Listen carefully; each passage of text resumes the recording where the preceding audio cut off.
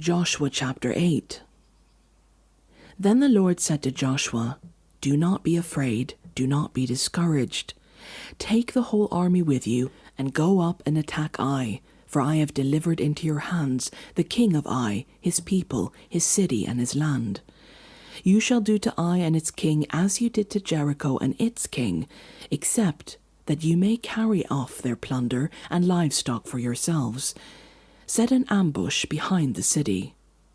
So Joshua and the whole army moved out to attack Ai. He chose 30,000 of his best fighting men and sent them out at night with these orders: "Listen carefully. You are to set an ambush behind the city. Don't go very far from it. All of you be on the alert. I and all those with me will advance on the city, and when the men come out against us, as they did before, we will flee from them. They will pursue us until we have lured them away from the city, for they will say, 'They are running from us as they did before.' So when we flee from them, you are to rise up from ambush and take the city. The Lord your God will give it into your hand. When you have taken the city, set it on fire. Do what the Lord has commanded. See to it, you have my orders." Then Joshua sent them off, and they went to the place of ambush and lay in wait between Bethel and Ai, to the west of Ai. But Joshua spent that night with the people. Early the next morning Joshua mustered his army, and he and the leaders of Israel marched before them to Ai. The entire force that was with him marched up and approached the city and arrived in front of it. They set up camp north of Ai, with the valley between them and the city. Joshua had taken about 5,000 men and set them in ambush between Bethel and Ai, to the west of the city. So the soldiers took up their positions, with the main camp to the north of the city and the ambush to the west of it. That night Joshua went into the valley.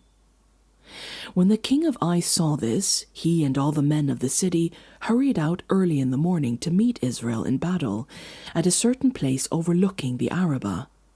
But he did not know that an ambush had been set against him behind the city. Joshua and all Israel let themselves be driven back before them, and they fled toward the wilderness. All the men of Ai were called to pursue them, and they pursued Joshua and were lured away from the city. Now a man remained in Ai or Bethel who did not go after Israel. They left the city open and went in pursuit of Israel. Then the Lord said to Joshua, "Hold out toward Ai the javelin that is in your hand, for into your hand I will deliver the city." So Joshua held out toward the city the javelin that was in his hand. As soon as he did this, the men in the ambush rose quickly from their position and rushed forward. They entered the city and captured it, and quickly set it on fire. The men of Ai looked back and saw the smoke of the city rising up into the sky, but they had no chance to escape in any direction. The Israelites who had been fleeing toward the wilderness had turned back against their pursuers. For when Joshua and all Israel saw that the ambush had taken the city, and that smoke was going up from it, they turned around and attacked the men of Ai. Those in the ambush also came out of the city against them, so that they were caught in the middle with the Israelites on both sides. Israel cut them down, leaving neither survivors nor fugitives, but they took the king of Ai alive and brought him to Joshua. When Israel had finished killing all the men of Ai in the fields and in the wilderness where they had chased them, and when every one of them had been put to the sword, all the Israelites returned to Ai and killed those who were in it. 12,000 men and women fell that day, all the people of Ai. For Joshua did not draw back the hand that held out his javelin until he had destroyed all who lived in Ai. But Israel did carry off for themselves the livestock and plunder of this city, as the Lord had instructed Joshua.